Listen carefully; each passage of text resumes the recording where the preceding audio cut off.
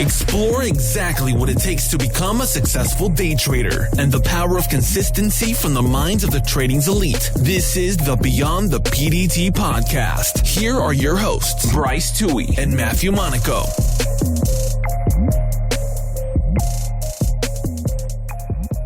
Hey, what's going on, everyone, and welcome to episode 17 of the Beyond the PDT podcast. I'm one of your hosts, Matthew Monaco, and in this episode, we interview JTrader. JTrader is a veteran in the trading industry and has traded across almost every asset class, including options, large caps, and small caps. He still trades a lot of those today, but mostly focuses around small caps using his J lines, which he discusses a little bit in this episode, and also discusses the importance of level 2 and fundamentals in his trading. He gave some really cool tips about time and sales and how he modifies the settings on them when he's trying to find big institutional size, as well as some other great tips that we have not heard yet in any episode in this series. One last thing before we start this episode, we recently appeared on Steady Trade, which is a great trading podcast as well. It was episode 103, and the host of the Steady Trade podcast, Tim Bowen, talks about us, talks about our trading, and we give an introduction about ourselves in a totally different format. So it's a great episode, and if you want to know more about us, make sure you check it out. So make sure you subscribe on whatever platform you're listening to this on, leave us a review, and let's dive right into episode 17 with JTrader. We like to keep it pretty casual, so just let it go. You know, how was your week? How was your trading this week? My trading was fine, but as every week, I get very exhausted at the end of the week. So when it's like Thursday, Friday, I start like sizing down my positions, taking more like a rest from the market like Friday afternoon.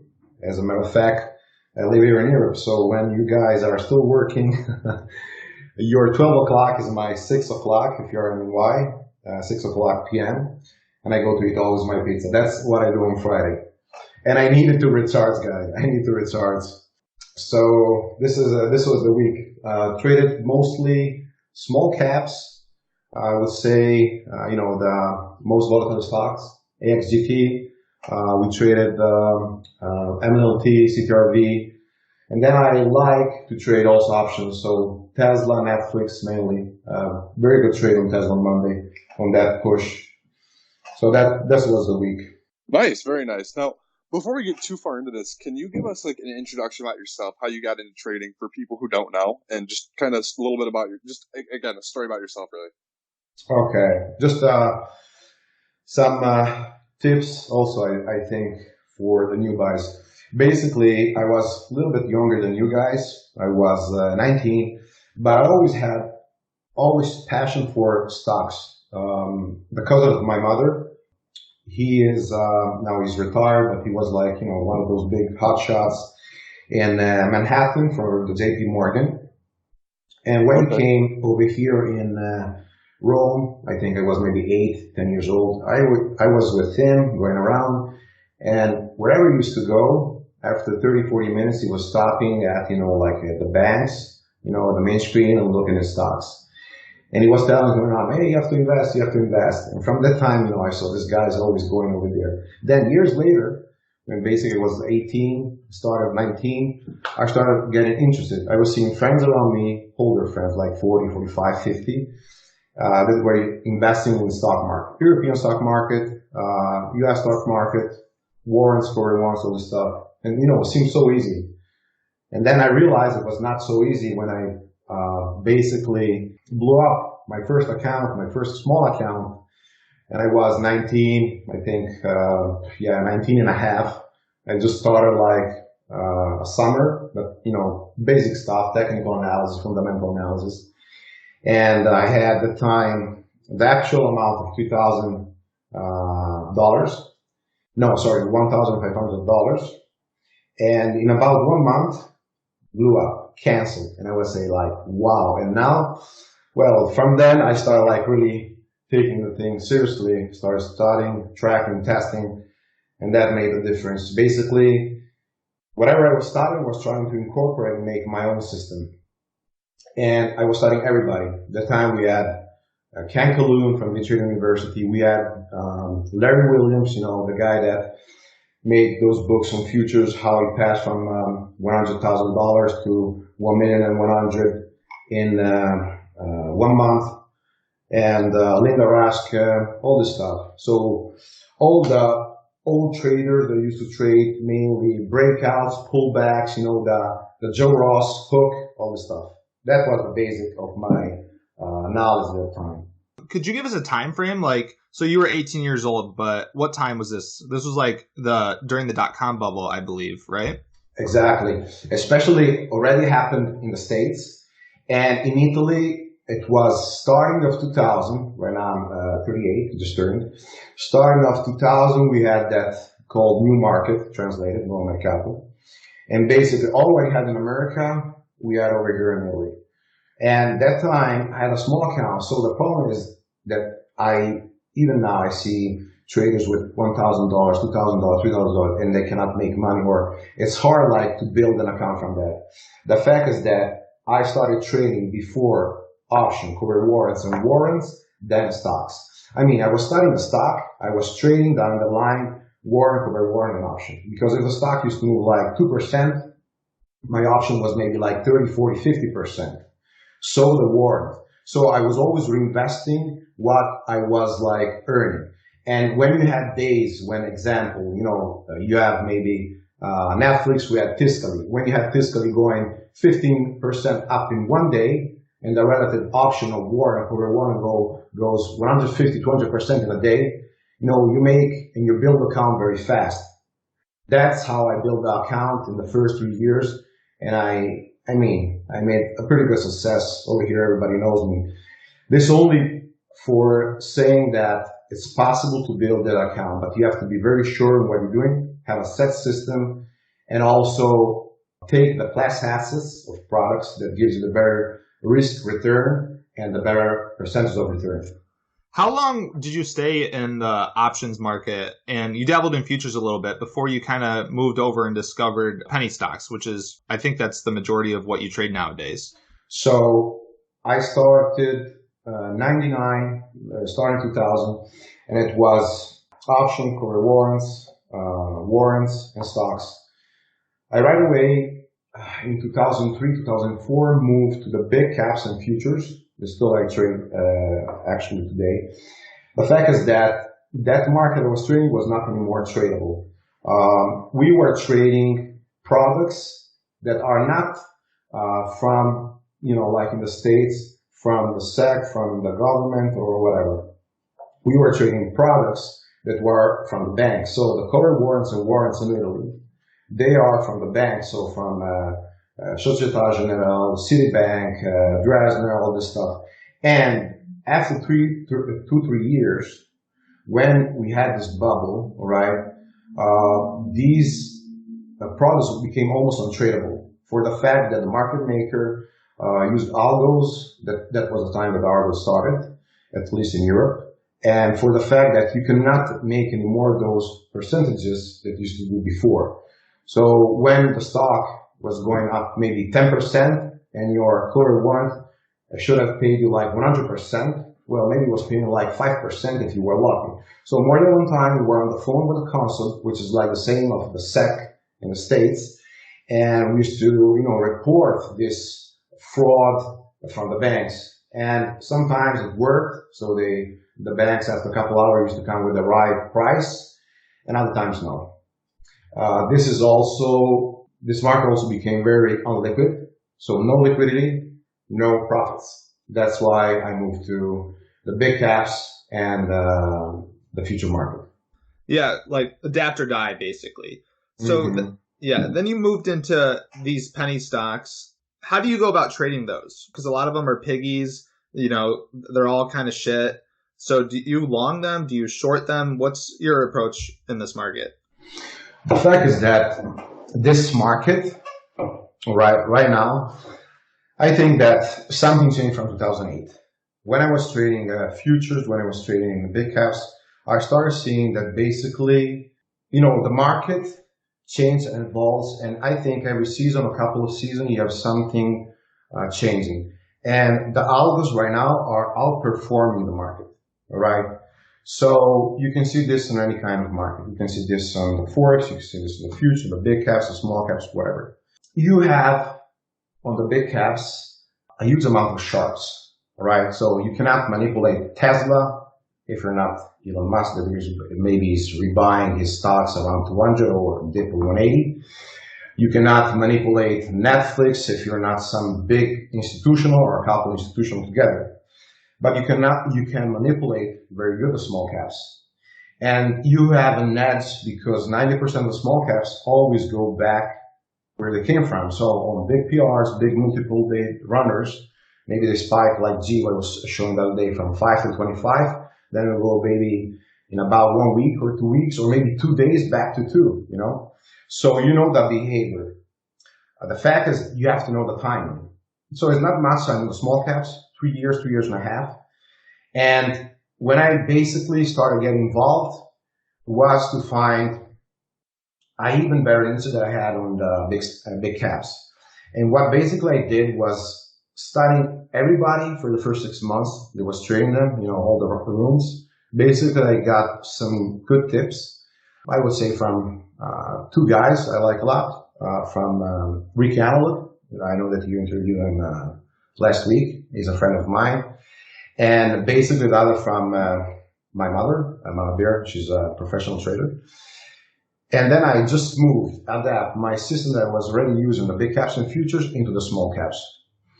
The fact is that, guys, small caps give you a possibility if you have a small account, right? So all the beginners traders start the job, you know, you have to buy only a $2 stock or a $5 stock or a $1 stock, and you can make money. The same thing is if you trade options, because you buy Thursday or Friday that you have a low premium on Netflix or Tesla or whatever you want of options, and you pay maybe like 40, 50, 100 bucks for one contract. And in the same day, you can have that 2, 3, 400%. So small account can trade or small caps or options. This is something that people need to know. And I started mainly short trading the small caps. The fact is that, as I said before, market evolves, and right away I basically started trading more longs.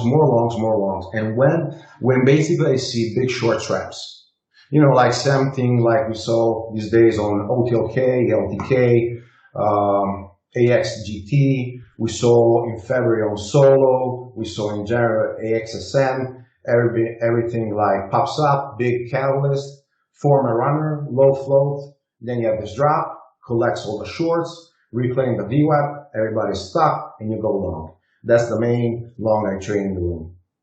That was a sweet example there. That was very well described. How do you time the shorts, though? Because you were saying ultimately 90% of these things all come back to where they started, but you can go on a ride shorting some of these plays. Timing. Yeah. How do you time it, though? Okay. Basically, I always say to traders, do not anticipate. Everybody wants always to step front side, you know, feel like a superhero nailing the top. Maybe I'm like not with this way of thinking, maybe because I gained a little bit more patience during the years. And before I was a scalper, when I used to trade option warrants, where I was a scalper, I was trading 30, 50, 60 times in a day. No, I could never do that. I was your age, guys, so I was like young, I was like fresh, I was like full of like energies. Now I won't say I'm old, but 38, I start like feeling this job. And when it comes like 10 o'clock p.m. over here, it's your like 4 p.m., my closing. And then I'm still here for after hours. I seem more like a zombie than as a trader. Saying that, the fact is that you need to have a timing. So the best thing is first, track something, set up a system. Test it. So see how many times this works. And see if the stocks that you're using have the same flow, the same pattern, the same volume. That's why I do volume forecast. And I trade, example, a late day phase setup. One of my patterns I explain in small cap room. And this pattern works 80% of the times. So some traders in the room are only trading that. And basically, I start looking with my J lines, the backside of the trade. So I take a stock or a 3 or 5 minute chart. I start looking my lines. I start taking trend lines, tracing trend lines, I started using my J lines, which are moving averages, and I start looking at a set pattern. If that pattern is met, then I have 80% of the winning rate, and I know that at least we'll go for 2R. So that is my way of approaching. One thing that you have to consider is that in this period, especially in the last 3 or 4 months, they're trapping a lot. So when you get on the first day on these former runners, they tend to do like between 1 o'clock and 2:30 p.m. They start to do like a stare down. So they started doing like 3 or 4 lower highs, lower lows. Maybe they even breach to the VWAP. And then what happens? Some big hands institutional reclaims it. So you have really like the fake breakdown, reclaims it, curls up, and push on maybe 700, 800, 1 million volume on a 5-minute chart bars. All right. That will be on the 1 minute, probably each bar 300, 400, 500K per minute volume. So then rotates again. You have an after hour where it still pushes, and maybe pre-market of the next day, you have the fill. If not, we'll trap again in pre-market, like we had an OLTK and some others, and then pushes up till the third day. So you mentioned Ricky Analog had some influences on your trading. Does fundamentals play a big role in what you're trying to short versus what you're trading to long? I love Ricky because he's a very humble person and he gives back to the community without asking anything. I also like the work that All Day Traders does. My system is not as theirs, as I don't know their system, but they basically influence me in the way to approach the market by the fundamental sphere. So all the fundamental tips that they gave to the traders in the last year, they help a lot. Coming from the futures, I really didn't need to know so much fundamentals. Well, all trading system for me was all price action, tape, pattern, that's it. Big caps involved a little bit of fundamentals. I mean, if you're swinging something, if you're like long-term trader, then yes, you have to know the fundamentals. If you trade like big caps like me, like 1, 2, 3 days or intraday, then it's all price action, it's all volume. That's where is my niche. Well, 3 years ago, I started like having tips from All Day Traders and Enrique Alvo, and basically they built my background. Then I started making my own version of forecast, how to see the market, how to see if the stock is an all-day fader, how to see a stock if it's an all-day grinder. But I would say that 90% of my trading is only price action, volume, and tape. So I would have to assume that a lot of this, you know, you said you're coming up with your own forecasting system that requires a lot of data tracking. I'd have to assume you're pretty big on tracking data then. Yeah, absolutely. The fact is that the majority of the traders, new traders, okay, get to the market, small account, invest, or bigger. I saw even traders with big account, but they're like new buys. 500K account, boom, 2 months, 3 months, complete you out. Why? Because basically you go into a market, and whatever market you trade, futures, maybe forex, even so much more manipulated, equities, whatever, and you're gonna have basically stats on your side. For me, trading, yes, it's true that it's like poker in the sense of mental risk, money management, but it's also poker and math for the stats. So everything I trade is statistically tested in years, and I always revisit my patterns. So when I know that 80% of the times my late A phase setup works, if certain criteria is met, is because I track it over and over and over. I could never put my money in something that I'm not totally sure will work. What I said before about the fundamental that, yeah, it's important, but not that much for me, is because sometimes we all know that, you know, ATM, warrants, all this stuff are in the stock, right?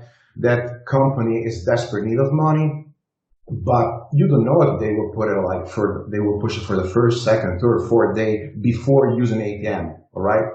And that's why volume and price action and chart patterns are the main reason to focus on. Surely, if you tell me, would you long something on a low flow stock, all right, at $1, and you know that they're desperately in need of cash, they have $120, maybe 10 million or 5 million of warrants. I will hardly go long knowing about that, right? But I will still trade in the volume that day. I will still be trading the pattern. So when you're tracking data, are you also tracking fundamentals as well? Kind of, how do you track data? Today, I was just with the guy in the room, and he was tracking basically big caps. Actually, AMD, I consider still big caps, for the market cap.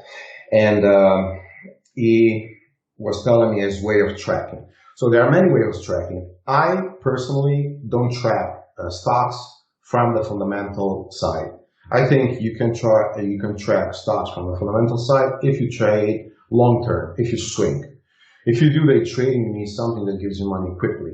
How do you get money quickly? Having certain patterns, having certain setups.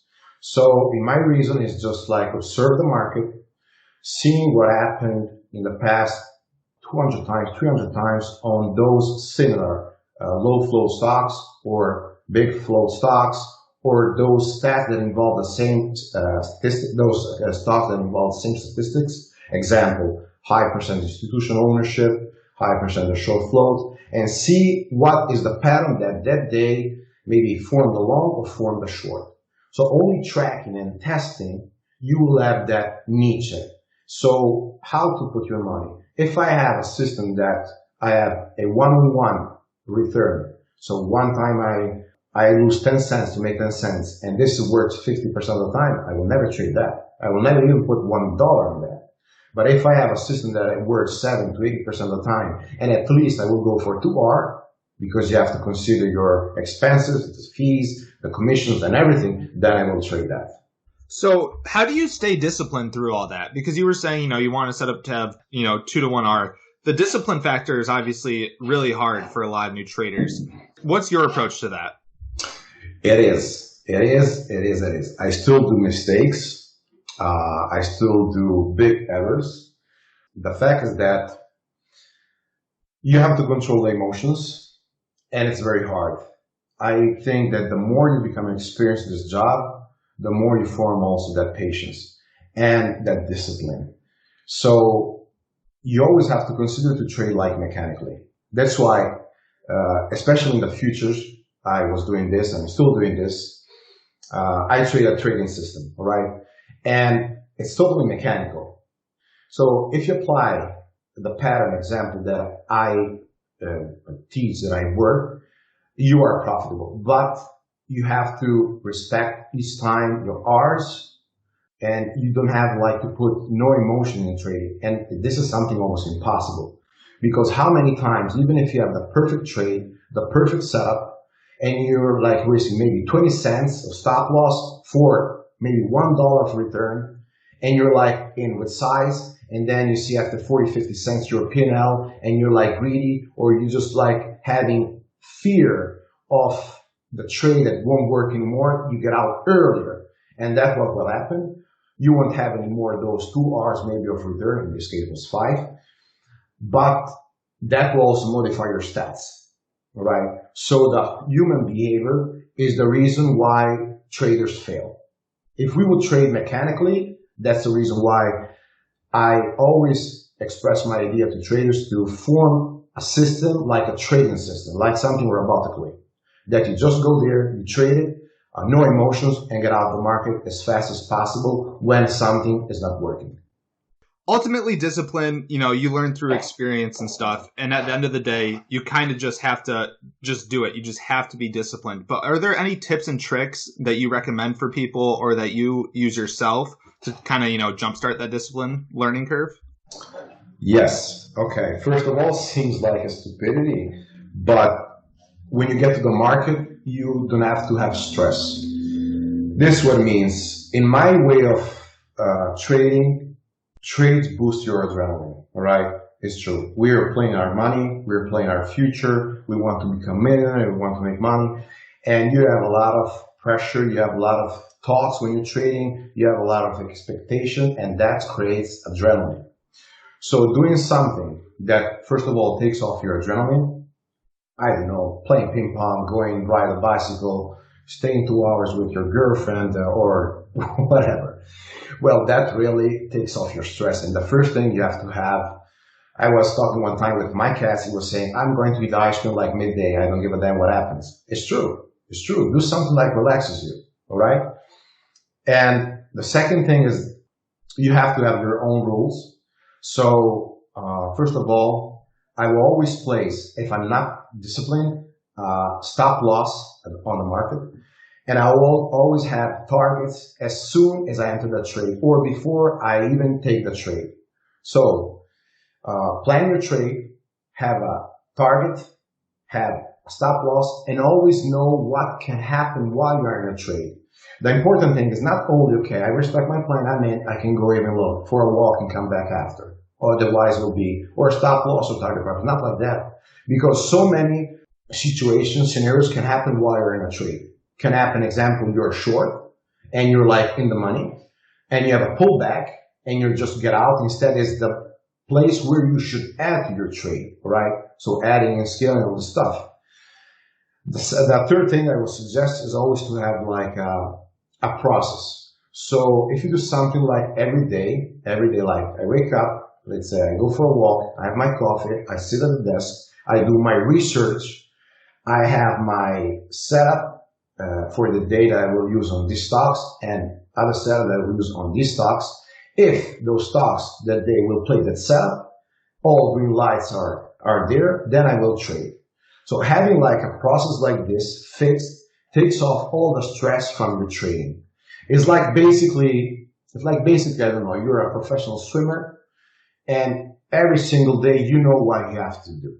You know that you're going to have to do certain errors and you have to repeat that over and over and over. The fact is that often traders think that taking an example, the perfect pop yesterday, what was 850 on AXGT short will make you rich. I can tell you something, never taking a pop or the perfect top will make you rich because first of all, you don't know what's the top. Second, even if you play Fibonacci, all this stuff. Second, you will never size over there. And what this means, basically, you have to have a system that repeats over and over and is a winning system. That will give you like no stress. That will give you like consistency and conviction.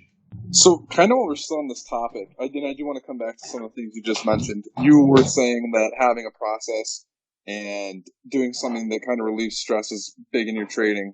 From what I've seen, you're pretty big into working out. Sometimes, yeah. Yeah. Your arms are pretty small in some of the pictures. I don't know. No.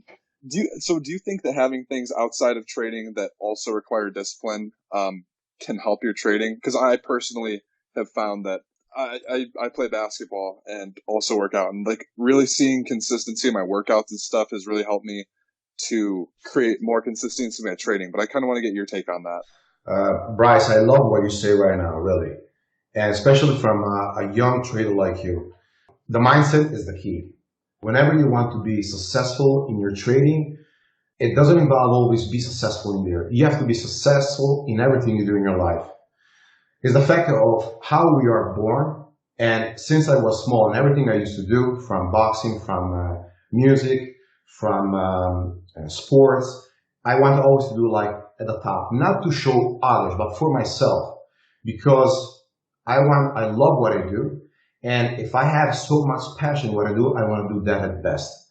So, example, you can trade you can do basketball, you can train at the gym, you can do like push-ups all day long, but just like having certain, rules, certain process during the day that you repeat over and over will create a discipline that also you need when you trade in the markets. And something kind of building off it, something I've noticed personally, and just since I've kind of started seeing some consistency in my trading, it's, when people want to decide they want to start working out, a lot of people they hit that 1 month, 2 month, and then they just stop because they don't see those instant results. I'm seeing more and more trading's kind of the same way. People want that instant money. They see that they really have to work for it. And it just kind of, the people who stay with it, make it a lifestyle and practice that discipline are normally the ones that I've seen who succeed. So clearly I'm sure that you've made trading a lifestyle for you, obviously. Yeah. I want to add something. You said training the first month or two, and then you don't come back anymore because maybe you don't have those results that you expected. It's true.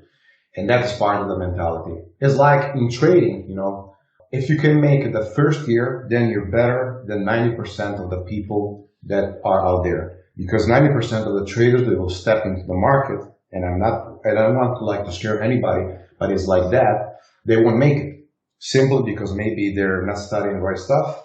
They are not putting the right efforts.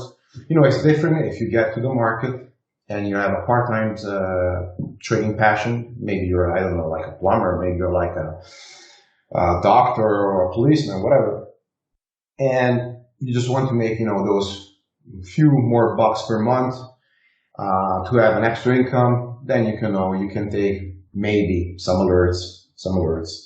But if you want to make money, and if you follow traders that won't basically teach you anything, they will just give you like something to purchase and not really teach the hot sauce because maybe they don't know themselves, then you will be part of that 90% that after the first year they will fail. So the first year is more like surviving mode, because you're out there, you're exploring.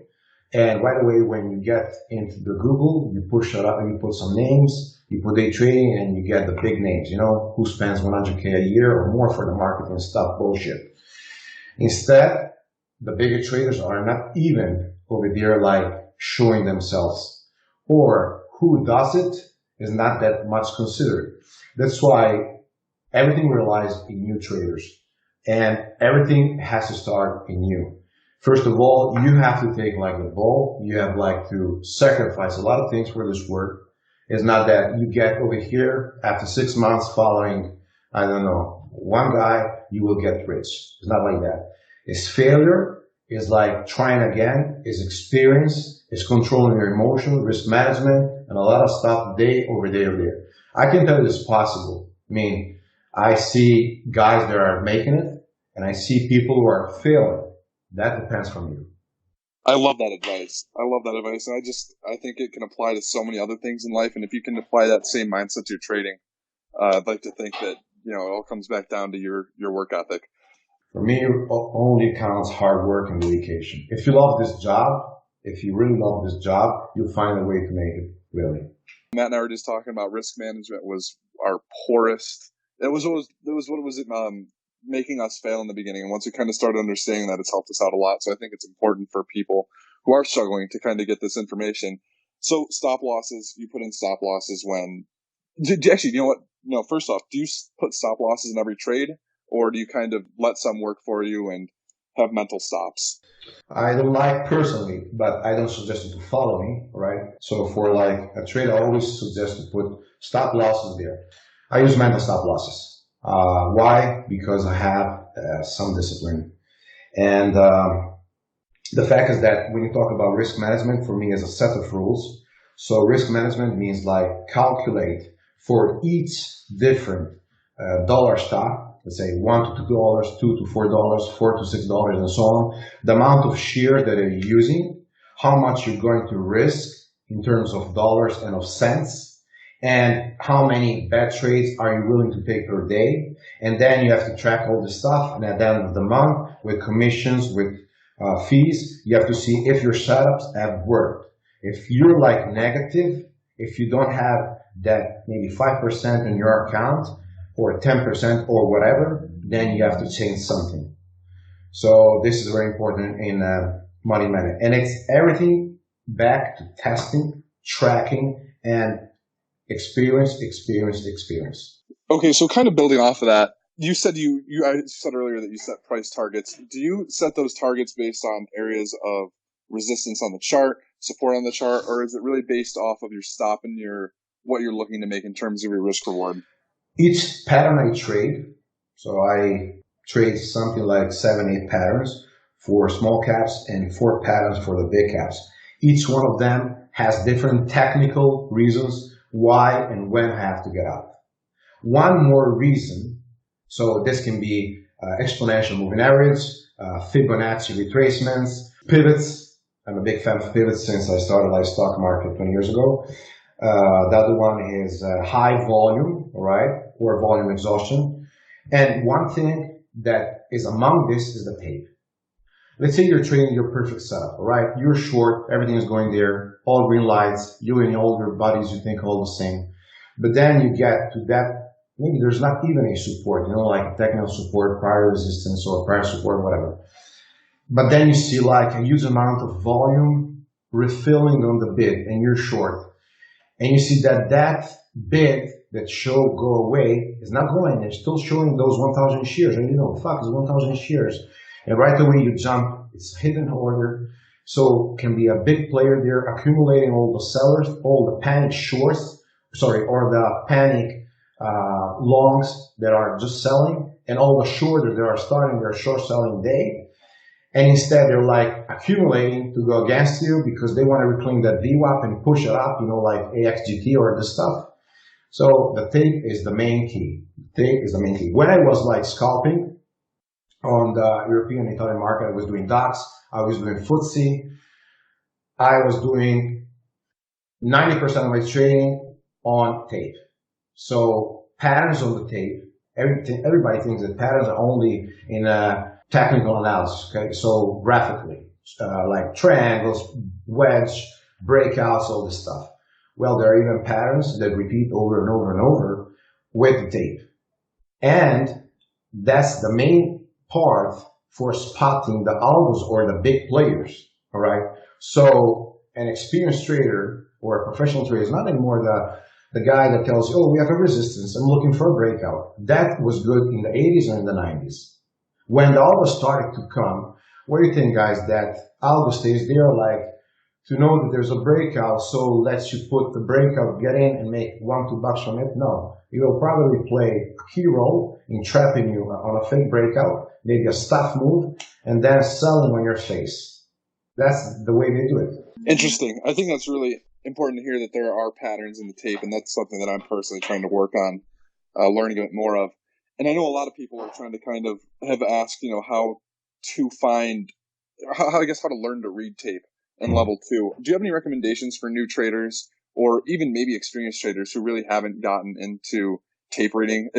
We've talked to a lot of people who've said to just kind of slow down the tape and read it that way, and then learn from that. Do you have any other advice, or is that kind of similar to what you would say? Okay, there are many books around, many maybe videos that try to explain the tape, and each one shows maybe one aspect of what it is. I can tell that all the dirty job you have to do it yourself. I personally have mentoring session tapes for my members, but even if you do them, even if you learn a lot, you only have to be there like hours and hours, but sure, you have to know what to look for. It's not that I'm looking every single tick, every single cent that maybe CTRV is doing that day, because it's not important. I'm looking only the certain key levels where I need to stare at the tape, all right? So, especially pre-market, very important. If I'm looking for basically a big volatility day, the pre-market is fundamental. From the pre-market, you see right away if there are like big hands are unloading their positions, or if they're like accumulating. You will see when the big soakers, the big absorbers come. You will see when they are refilling. So the main suggestion you can do is, 1, record the tape, slow it down, but then you have to remember the next time when you have the same exact setup with the same stats, so float, percentage institutional ownership, the same dilution or non-dilution, how it reacted, all right? And for the same amount of dollar, if the dollar is $5, won't behave like a $1 stock. So you have to have the memory and visualize how was the pattern that day. So how and what can happen. And this takes only a lot of experience. Wow. So for me, how do you see the soakers and the refill and refresh sellers do you see that on the tape, or is it on the level 2? The montage is a mixture of both. What are the key signs for when you see something happening like that pre-market? So when I explain mentoring how to read the tape, I use level 2, and you need a depth level 2. Something even like level 3, like Sterling offers or other brokers. You need times and sales. If you're trading big caps, times and sales default, and at least another one with minimum 2,000 size share. And for small caps, a default, and another one times and sales with at least 5,000 shares minimum. So you see also the big fills that you have during the day. And then I also use Bookmap. I'm official mentor of Bookmap. I put some videos how to read the institutionals, how to see the traps. When you have like a big soaker, example happens at the open. So maybe you have like a weakness just before the open, and right away when the open comes, 9:30, 1 second, 2 seconds, 3 seconds, you have to push. Why? Fuel 1 from the momentum, 2 from the top pumpers, and we have a bunch of them. And 3, you will see the retailer jumping in at the end. And right away, if it has to soak, you will see that price 948 is not moving from that ask, and you always see that ask refilling, and you see on the times and sales, because level 2 can really like trap you, right, from the hidden orders and the buyers, iceberg orders. So you see on the times and sales, all the red prints, all the green prints, passing 948, 48, but it's not moving. It's not like chipping away that. Right away, when you will have exhaustion of those bids, and the big hands decide to unload or short, then you will see a fat drop, and the only way you can get in is with hotkeys, or if you're really fast with your monsters, so like right away selling and shorting. This is an example, but there are like dozen of examples. So, earlier you were saying to us that it's small caps and options, stuff like this, allow you to be able to grow a small account. And I'm sure a lot of people that, you've mentored have also relatively small accounts. Do you have any advice for people who might have a $2,000, $3,000, $4,000 account to grow that? Do you think it's possible, I guess, to grow a small account, or is using a small account really just to find consistency in your trading and then add some money later as you become more consistent? If you tell me now from $2,000, $3,000, $4,000 account, can I make $1 million? I think you fuck off. If you tell me from $2,000, $3,000, $4,000, okay, if you can turn them into $10,000, I say yes, it's possible. I see, not every day, but I see this very often. And then from 10,000, you can go like to 50,000, 100,000. It's possible, guys. It's possible. But it's not that everybody that will jump in the stock market will have the same. All right. Maybe you won't ever do it. Maybe you will need more time, more than 1 year. Maybe you can do it like in 6 months, because if you're like very intelligent, you're in my room. Or maybe just like you are so lucky that you buy Bitcoin when it's like 0.1 cent, and you sell like when it's like 15,000. All right. So who knows? The next bubble. But basically, I would definitely study, track, and absolutely define a strategy. Without a strategy, you can go anywhere. Yeah, building on that, so you trade a lot of things, but I mean, you have a ton of experience. For a small account, do you recommend they start with just one strategy and really focus on that? Or do you think that's the time to really experiment and see what strategy works best for you?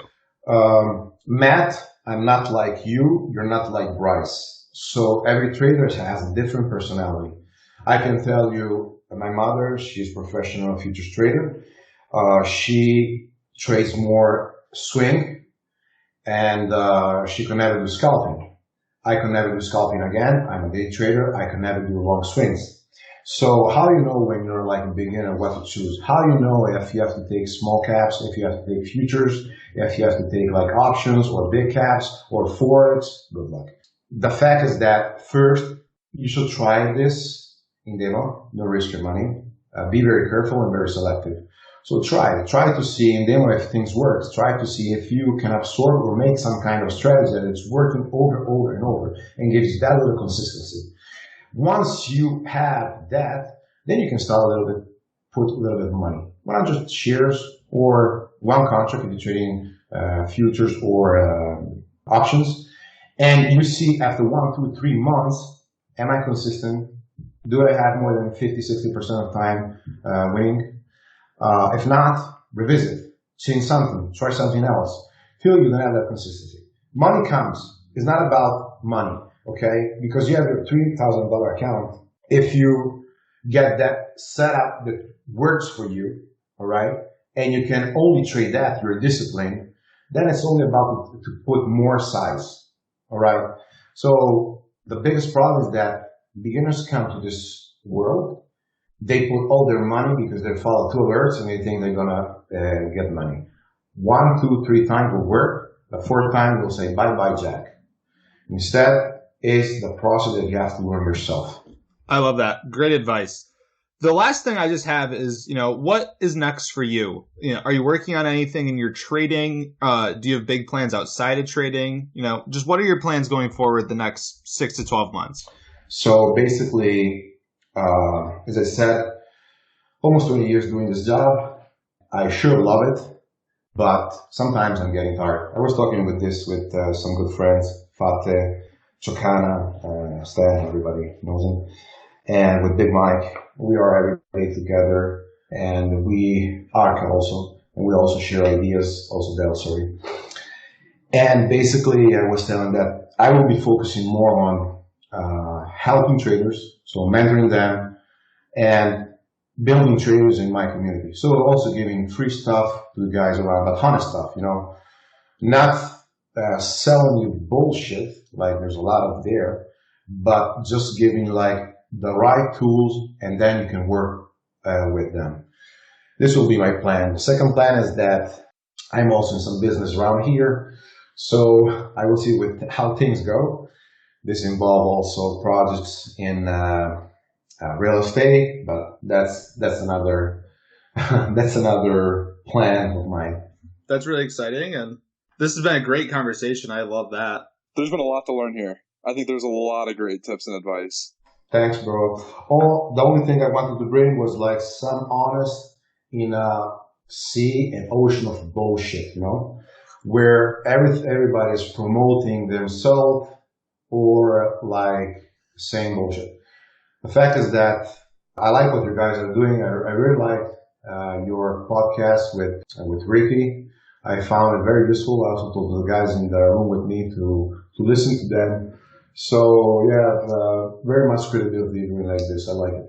Yeah, thank you so much. That's awesome. It means a lot coming from you. Thank you, guys. Thank you. What's up, everyone? This is Matt again, and thank you for listening to the entire episode with JTrader. As usual, if you have any questions, concerns, or recommendations for us, check us out on the beyondthepdt.com, and also check out our recent podcast with Steady Trade, where Tim Bowen, the host of Steady Trade, talks about our trading, and we introduce ourselves a little bit more in a different format. Really a great episode, and we'd love to hear your feedback on that. Aside from that, make sure you subscribe to this podcast, and we'll catch you next week for episode 18.